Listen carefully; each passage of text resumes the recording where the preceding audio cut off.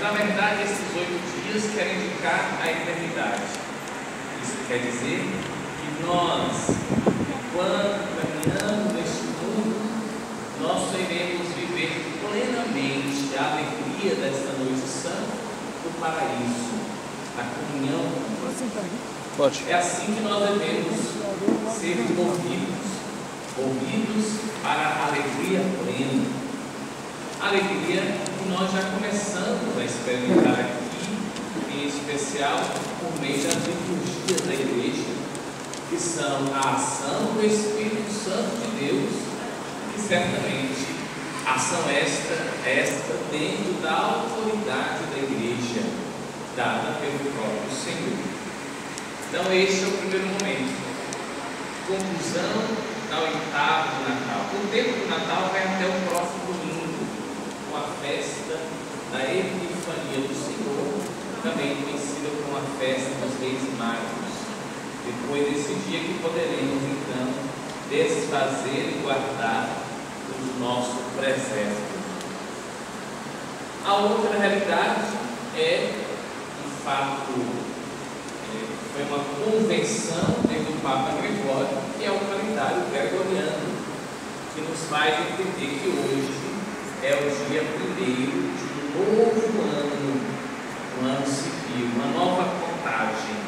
Parece que esse ano é bissexto, né? Então serão 366 dias, ou seja, eu terei um dia mais que de Olimpíada. Está no dia Olimpíadas. Então, 366 dias. O que acontecerá ao longo desse ano, não sabemos. Não sabemos. Projetamos, planejamos, nos organizamos. Isso não é nenhum erro, nenhum pecado nos organizar para aquilo que iremos viver ao longo do ano.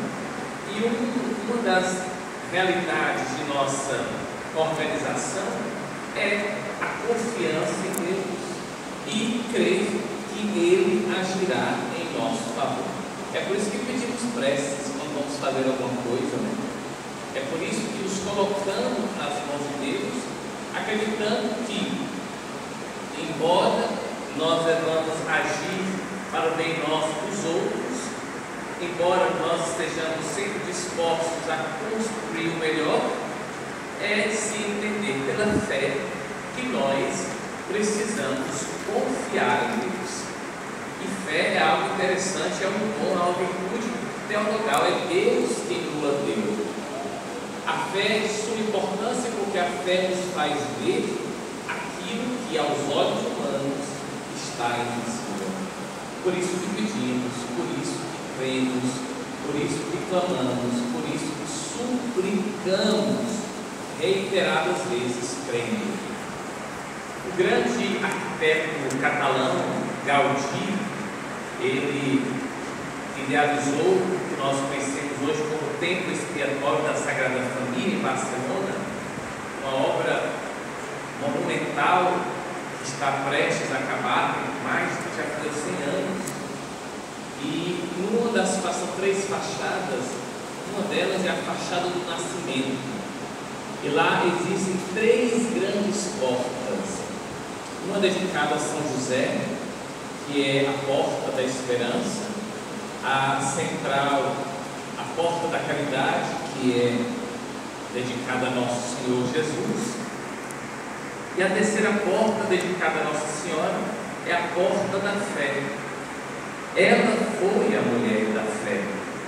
Ela viu, contemplou aquilo que para os olhos era invisível.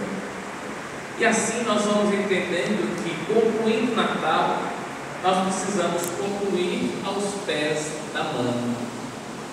E o bonito do texto usado por Lucas, que nós ouvimos agora há pouco, fala justamente que os pastores que estavam naquela planície, para além da gruta que hoje é a Basílica de Belém, os pastores estavam lá, cuidando de suas ovelhas, como o ofício exige. Então percebem aquele astro que vai guiá-los justamente à gruta na qual estava o Salvador. O bonito é que Lucas diz que quando eles entram, eles viram o menino e a mãe. Viram o menino sendo cuidado, zelado e certamente protegido por seu pai, São José. Então a figura da mãe será sempre uma realidade indispensável. Deus, Pai, quis que a mãe, também a figura do pai, fossem realidades indispensáveis. O autor, o Salvador do mundo, por desejo, o desenho do pai, quis vir ao mundo na fragilidade de uma criança e tendo os pais como seus protetores, como aqueles que certamente iriam ajudá-lo a crescer. Também o Evangelho de Lucas vai dizer que depois de certa altura, lá pelos 11 anos, temos aquele episódio do templo, e aí pronto, nós não ouvimos mais falar de Jesus. É a chamada escola do silêncio em Nazaré. Por que não? Será que não foi relevante? Foi. Por que Nazaré foi relevante para o Senhor? Porque ele pôde, em Nazaré, durante 30 anos, viver o que todos nós vivemos, menos o pecado. Nazaré é o lugar no qual Jesus ele se inseriu plenamente em nossa humanidade, se revestiu de nós, para que nós encontrássemos o caminho de volta. E seguramente sua mãe e seu pai foram necessários para que aquela criança, verdadeiro homem, pudesse se tornar quem ele foi. Então Maria o ensinou a falar, a caminhar. José lhe deu uma profissão, carpinteiro. Certamente os dois lhe ajudaram a ter amor ao Deus Altíssimo, como dizem os judeus, Hashem. Certamente ele foi instruído a ir para a sinagoga, para cumprir os preceitos da fé. O texto diz que Maria guardava tudo isso no coração. E certamente tudo era novo, mas porque era movida pela fé, Maria foi trilhando dia após dia, acreditando na fidelidade de Deus. E é isso que eu gostaria de convidar os senhores e senhoras, que nós pudéssemos, que nós tenhamos a graça de viver este ano crendo na fidelidade de Deus. E não nos enganemos, na nossa existência humana, na nossa existência frágil, nós facilmente somos tentados naquilo que mais facilmente podemos achar algum tipo de falha. Nós queremos segurança, nós queremos estruturas firmes, sólidas, nós queremos provas, nós queremos o dado concreto, nós queremos aquilo que não haja nenhuma espécie de instabilidade.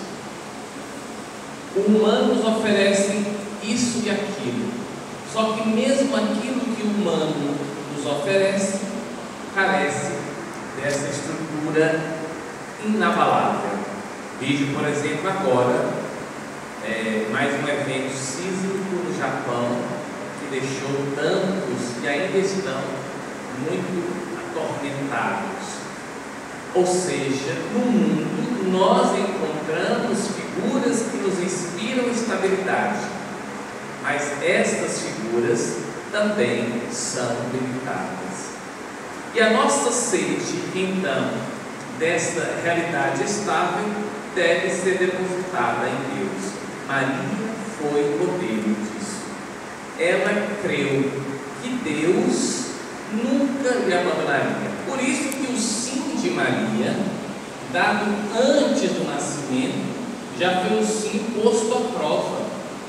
Maria tornou-se grávida sem concurso humano, por obra de Deus, mas ela teve que enfrentar tudo aquilo que era proveniente de uma gravidez inesperada.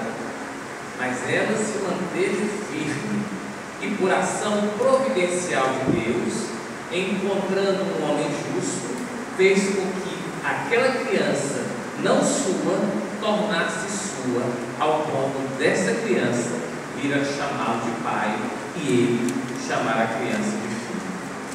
Isso quer dizer, meus irmãos e minhas irmãs, que toda missão que o Senhor nos der, não temos dúvida, Ele nos dará com as condições necessárias para bem realizarmos aquilo que Ele nos pediu. Essa é a oração de Santo Agostinho. Senhor, peça-me o que quiseres, desde que o Senhor me dê as condições de realizar o que o Senhor me pediu. Se o Senhor quer que eu levante a cidade de Teresina, me dê a força para isso. Se o Senhor quer que eu mude o curso do Rio Poti, me dê a sabedoria e a força para isso, e eu farei. Deus nunca nos pede algo sem nos prover daquilo que é necessário para bem realizar a sua vontade. Mas há em nós algo que Maria nos é exemplo, extremamente necessário para realizar: a docilidade. Quanto mais dóceis à vontade de Deus, mais a nossa inteligência, os nossos sentidos, a nossa memória, as nossas capacidades, que diz isso Santo Inácio, mais estarão obedientes àquilo que Deus propõe. Porque se não houver docilidade, a nossa natureza tornar-se-á rebelde, e aí dificilmente iremos conseguir fazer a vontade do Senhor. Por quê? Porque estaremos colocando algo entre mim e Deus. E aí devemos lembrar de São Bento: nada anteponha ao amor de Cristo. Quando nós começamos a nos acostumar com desculpas, não posso fazer isso porque eu tenho trabalho, não posso fazer aquilo porque eu tenho filhos, não posso fazer aquilo porque eu tenho casa para cuidar, não posso fazer isso, e vamos criando uma série de desculpas, nós facilmente vamos nos esvaziando. E quando vazios, facilmente seremos presas, postas quase que de graças ao tentador. E o tentador certamente irá nos tentar naquilo que nós mais achamos que somos invencíveis. Porque justamente à medida em que ficarmos achando que somos invencíveis, sozinhos, nisso ou naquilo, ali já é o grande indício de que somos vaidosos, presunçosos e orgulhosos. Assim foi Paulo. Quando ele, achando que, enfim, ele podia isso e aquilo outro, e de repente ele percebe que ele realmente é fraco, e na sua fraqueza não poderia fazer mais nada, Jesus disse a ele: calma, basta-te a minha graça. Se a graça de Deus está em nós, e se nós docilmente permitimos que essa graça produza os frutos em nós, a vontade dele vai acontecer. E aí a nossa fraqueza será sinal da fortaleza. E é por isso que nós rezamos. Nós rezamos porque somos fracos. Nós rezamos porque somos mendicantes. Nós rezamos porque somos necessitados. Nós rezamos porque somos frágeis, limitados, pequeninos. Isso não pode nos causar vergonha. O mal faz isso. Deixa de ser bobo, você fica aí se achando pequeno, você deve se achar o maioral, você deve se achar aquele que pode tudo. Ledo engano. Pois à medida que vamos nos achando autossuficientes, à medida em que eu posso fazer as coisas sozinhos e nem sequer viver na vida da comunidade, mais nos tornaremos presas fáceis para que o tentador nos roube de nós e nos lance naquele lugar no qual o vazio será o nosso horizonte. Queridos irmãos e irmãs, Deus quis se servir de Maria. Ele quis, porque é sua vontade. São Paulo aos Gálatas diz: na plenitude dos tempos, quando Deus achou que era o momento, Ele quis nascer de uma virgem, para que ela fosse a mãe do Salvador. E quando a igreja, no século IV, no concílio de Éfeso, vai dizer que Maria é mãe de Deus, ela não está dizendo que Maria é mãe de Deus enquanto criador. Tem aí um pastor muito engraçado, com muitos seguidores, e ele diz algo interessante: que nós não podemos fazer como muitos protestantes, diminuir Maria. Ele diz que Maria sim teve um papel importantíssimo e deve ser respeitado. Graças a Deus ele disse isso. Mas ele disse algo em seguida, que a gente pode passar assim de forma despercebida. O que é? Mas também nós não podemos ser como alguns católicos que dizem que Maria é mãe de Deus. Como ela é mãe de Deus, se Deus veio antes dela? É um argumento tão raso que facilmente cai na nossa inteligência e no nosso coração e começa a nos fazer ver Maria por outro prisma. É mesmo, ela não é tão importante. Mãe de Deus, isso é invenção humana. Mas lembremos da noite, do dia santo do Natal, quando São João diz que ele é antes do tempo e ele estava em Deus e ele é Deus. Então o Concílio de Éfeso, para não deixar dúvidas de que Jesus, aquele que nasceu em Belém, é verdadeiramente homem e verdadeiramente Deus, o Concílio diz que há uma só realidade com duas naturezas, e que Maria é mãe de Deus enquanto filho nascido em Belém. Isso quer dizer que Maria teve participação, porque Maria não foi alguém usado e depois descartado. Ela gerou em si a graça do corpo e do sangue do Salvador do mundo. E aí nos lembramos de novo de Santo Agostinho, quando diz que Maria, antes de se tornar mãe de Jesus em seu ventre, ela já era discípula do seu Senhor em seu coração.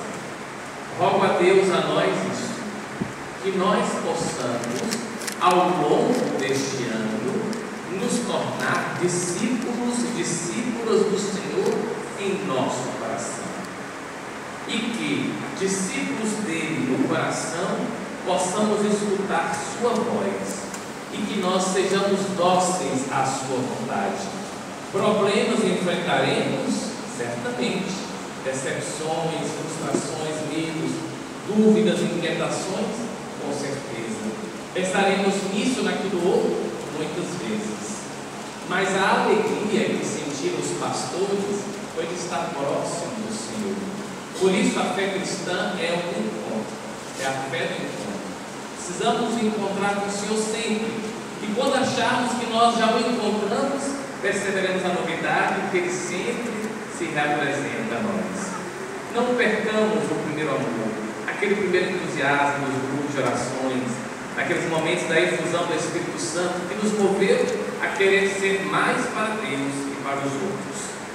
É relembrando disso, com a memória feliz, que nós iremos perceber que felizes são aqueles que foram chamados pelo Senhor e que docilmente permitiram que Ele nos conquistasse. Atraídos por Ele, iremos atrair tantos outros ao Senhor. Fecho justamente com Santa Teresa de Ávila. Como deve ser a imagem deste nosso encontro com o Senhor? Num êxtase, Teresa vê um menino. E quando chega ao menino, o menino lhe pergunta: quem é você? Teresa diz: eu sou Teresa de Jesus. Mas e você? Quem é? Eu sou Jesus de Teresa. Jesus é Deus.